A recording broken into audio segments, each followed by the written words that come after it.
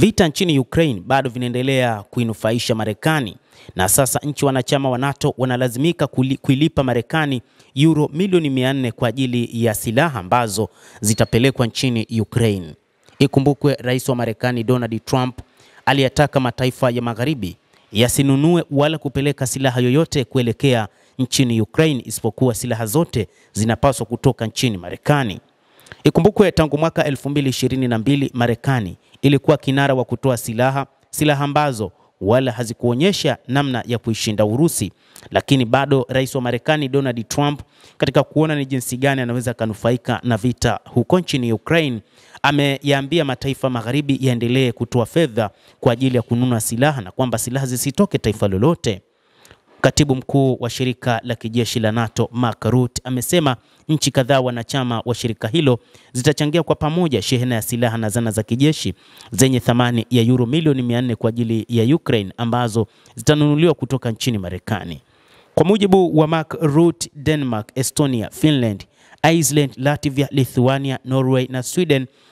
zinatarajiwa kufadhili kifurushi hicho kupitia mpango wa orodha ya mahitaji ya Ukraine iliyopewa kipaumbele, na mpango huo uliidhinishwa mnamo mwezi Septemba na kuiruhusu Marekani ipatie silaha Kiev, ambapo gharama za silaha hizo zitalipwa kwa wanachama wa Ulaya wa NATO.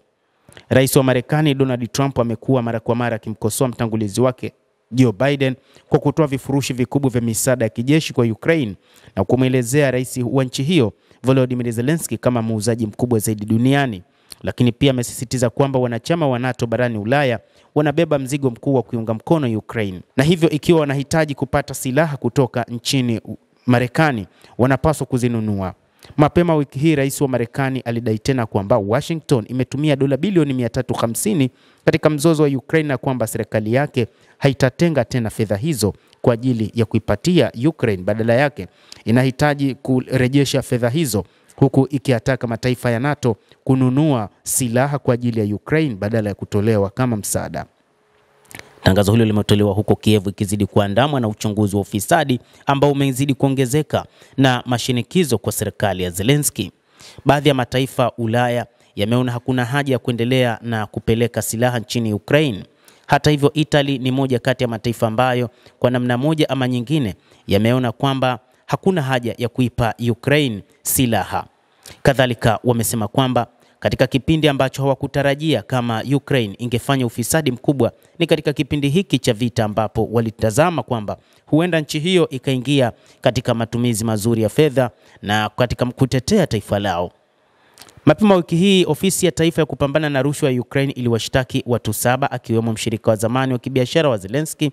Timur Mindich, kwa kuhusika na rushwa na ubadhilifu katika sekta ya nishati ambayo inafadhiliwa kwa kiasi kikubwa na misaada ya Magharibi. Mwanadiplomasia mkuu wa EU Kaja Kallas ameitaka Kiev kushughulikia ufisadi haraka iwezekanavyo, akisisitiza kwamba pesa za wananchi zinapaswa ziende mstari wa mbele katika uwanja wa vita na si kwa ajili ya matumizi binafsi ya watu.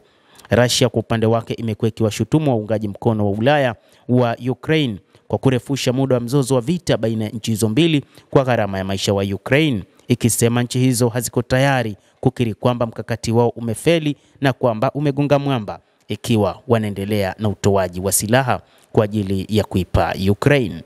Mtazamaji wa The World News, endelea kutufuatilia, lakini usisahau kulike, usisahau kucomment, kadhalika na kusubscribe channel hii ili upate habari hizi kwa mapana kupitia hapa The World News. Mimi ni Adam Hussein, endelea kuwa nasi wakati wote, endelea kutufuatilia uweze kujua ni nini kinajiri katika ulimwengu.